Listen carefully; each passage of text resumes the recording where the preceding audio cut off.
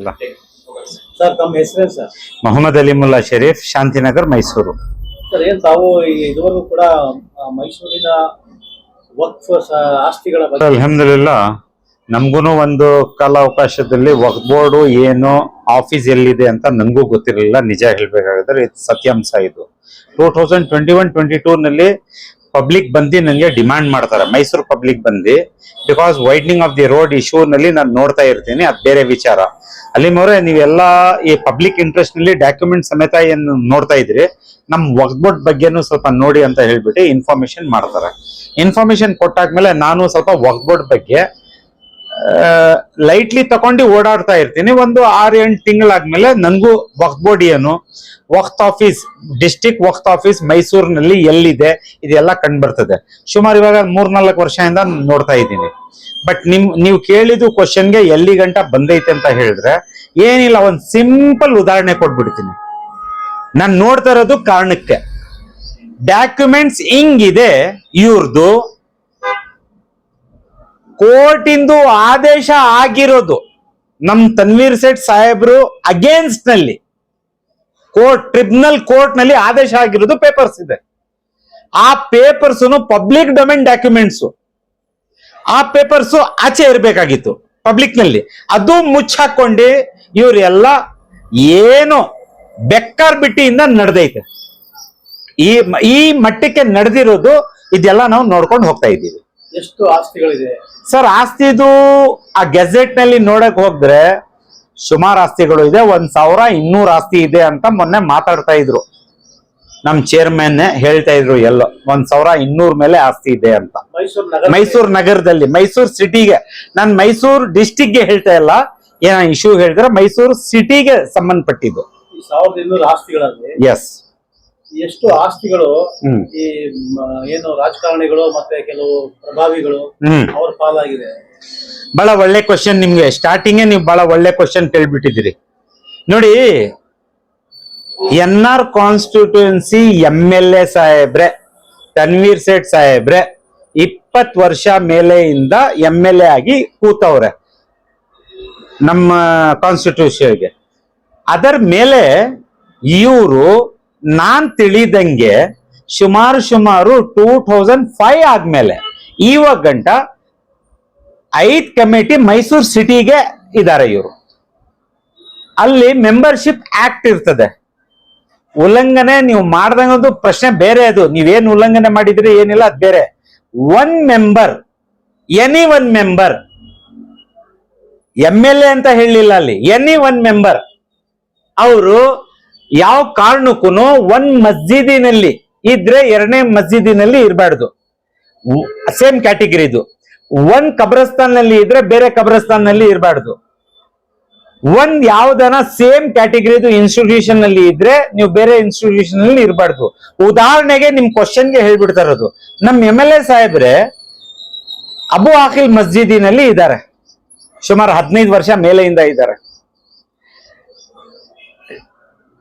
ಕಚ್ಚಿ Memon Ashoka road, ಅದು ಮಸ್ಜಿದಿ, ಸುಮಾರು ಅಲ್ಲೂ 15-20 ವರ್ಷದಿಂದ ಕೂತವ್ರೆ. ಇವ್ರಿಲ್ಲಿ ಕೂತ್ಕೊಂಡು ಉಲ್ಲಂಘನೆ ಮಾಡ್ಕೊಂಡು ಕೂತವ್ರೆ. ಇವಾಗ ಹೇಳ್ತಾ ಇದ್ದೀನಿ, ಇದು ಎಲ್ಲ ಉಲ್ಲಂಘನೆ. ಮುಸ್ಲಿಂ ಬಾಯ್ಸ್ ಆರ್ಫನೇಜ್ ಅಪ್ನಾಘರ್ ಅಲ್ಲೂ ಇದ್ದಾರೆ. Muslim girls orphanage Ashoka road ಅಲ್ಲೂ ಇದ್ದಾರೆ. ನೋಡಿ ಸರ್, ಇದು ನಾನ್ ಹೇಳ್ತಾ ಇರೋದು ಉಲ್ಲಂಘನೆ ಅಂತ ತಗೊಳ್ಳೋದು ಬೇಡ ಸೀರಿಯಸ್ ನೋಟ್ ನಲ್ಲಿ. ವಕ್ಫ್ ಟ್ರಿಬ್ಯುನಲ್ ಮೈಸೂರಿನಲ್ಲಿ ಒಂದು ಕೇಸ್ ನಡೀತದೆ ಇವ್ರ ವಿರುದ್ಧ, ಯಾವ್ದಕ್ಕೆ XYZ ಕೇಸ್ಗೆ. ಅಲ್ಲಿ ರೂಲಿಂಗ್ ನಲ್ಲಿ ಜಡ್ಜ್ ಸಾಹೇಬ್ರು ಕ್ಲಿಯರ್ ಕಟ್, ನೀವು ಉಲ್ಲಂಘನೆ ಮಾಡ್ಕೊಂಡು ಕಾನೂನು bylaws you have thrown into thin air ಅಂತ ಹೇಳ್ತಾರೆ. ಗಾಳಿಗೆ ಬೀಸ್ಕೊಂಡು ನೀವೆಲ್ಲ ಕೂತಿರಿ ಜಾಗ ಹಿಡ್ಕೊಂಡಿ ಅಂತ ಯಾರ ಮೇಲೆ ಹೇಳ್ತಿರೋದು? ನಮ್ ಶಾಸಕರ ಮೇಲೆ ಹೇಳ್ತಿರೋದು, ತನ್ವೀರ್ ಸೇಠ್ ಸಾಹೇಬ್ರ ಮೇಲೆ ಹೇಳ್ತಿರೋದು.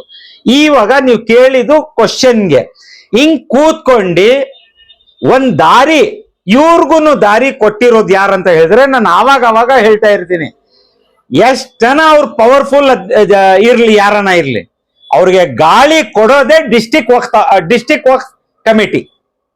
ಅವ್ರ ಅಕ್ರಮಗಳಿಗೆ ಗಾಡಿ ಕೊಳ್ಳಿಲ್ಲ ಅಂದ್ರೆ ಯಾವ ಕಾರಣಕ್ಕೂ ಯಾರು ಇರ್ರೆಗ್ಯುಲೇಟರೀಸ್ ಮಾಡಕ್ ಆಗಲ್ಲ.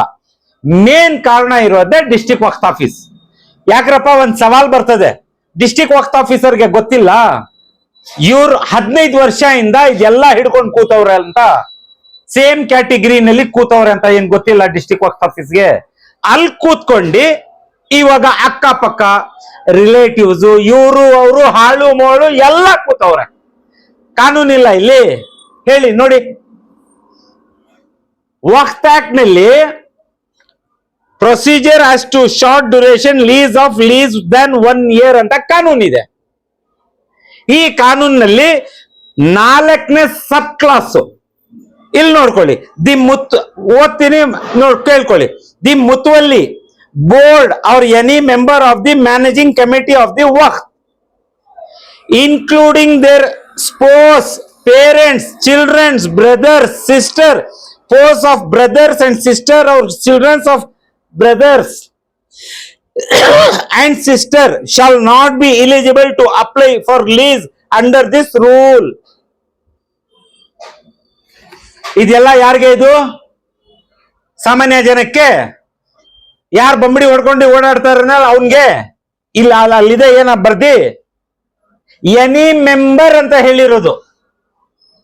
ಯಾರನ ಬಂದ್ ಕೂತ್ಕೊಳ್ಳಿ ಕಮಿಟಿನಲ್ಲಿ, ದೂರ ಗಂಟ ಅವ್ರದ್ದು ಇರ್ಲಿ, ಅವ್ರ ಹೆಂಡತಿ ಕಡೆ ಇರ್ಲಿ, ಅವ್ರ ಅಮ್ಮನ ಕಡೆ ಇರ್ಲಿ, ಅವ್ರ ತಾಯಿ ಕಡೆನವ್ರು ಇರ್ಲಿ, ಯಾರು ಎಲ್ಲೋ ಒಂದ್ ಪ್ರಾಪರ್ಟಿನಲ್ಲಿ ಇರಬಾರ್ದು.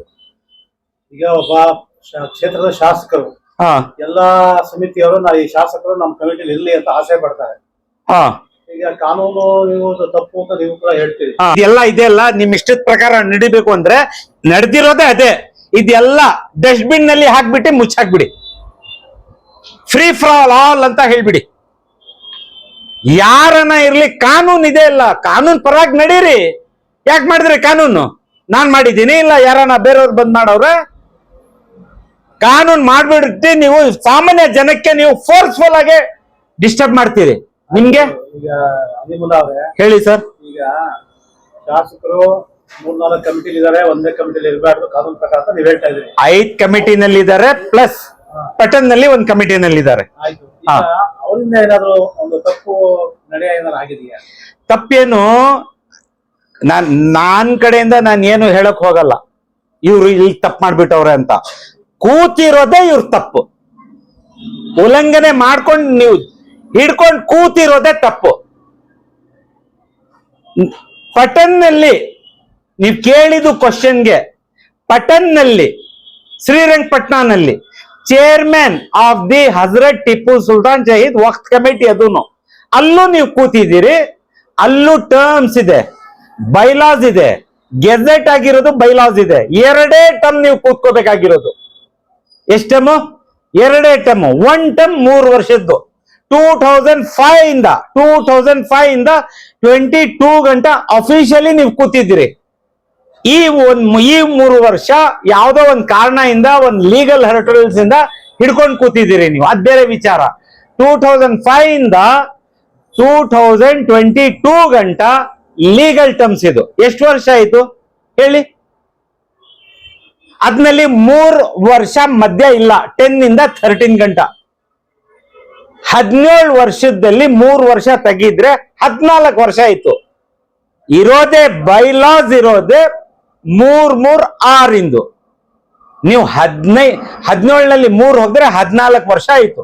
14 ವರ್ಷ ಕೂತಿರೋದೇ ಇದು ಉಲ್ಲಂಘನೆ ಇಲ್ಲ. ನೀವೇ ಹೇಳಿ ನನ್ಗೆ. ಈಗ ಅದ್ರ ಬಗ್ಗೆ ನೀವು ಬೋರ್ಡ್ಗೆ ಗಮನ ತಂದಿದ್ದೀರಾ? ಎಲ್ಲ ತಕೊಂಡ್ ಬಂದಿದ್ದೀವಿ. ಅವನ್ ಪಟನ್ನಲ್ಲಿ ಆ ಎಕ್ಸ್ ಆಫೀಷಿಯೋ ಜಾಗ ಹಿಡ್ಕೊಂಡು ಕೂತವನ ಸೆಕ್ರೆಟರಿ, ಅವನ್ ಹೇಳ್ತಾನೆ ವಕ್ಫ್ ಬೋರ್ಡ್ಗೆ ಕಂಪ್ಲೇಂಟ್ ಕೊಡಿ, ವಕ್ಫ್ ಬೋರ್ಡ್ಗೆ ಕಂಪ್ಲೇಂಟ್ ಕೊಡಿ ಅಂತ. ನಿಮ್ ಕ್ವಶನ್ಗೆ ನಾನು ಕೇಳ್ಕೊಳ್ತಾ ಇರೋದು, ವಕ್ಫ್ ಬೋರ್ಡ್ ನಲ್ಲಿ 1-2 FIR ಬಿಟ್ರೆ 3ನೇ FIR ಆಗಿರೋದು ಅಕ್ರಮಗಳಿಗೆ ತೋರಿಸ್ಕೊಳ್ಳಿ ಇವ್ರೆ. ಎಸ್ ಟ್ರಾನ್ಸ್ಪರೆನ್ಸಿ ಇದೆ ಬೆಂಗಳೂರು ವಕ್ಫ್ ಬೋರ್ಡ್ ನಲ್ಲಿ ಗೊತ್ತಾಗ್ತದೆ.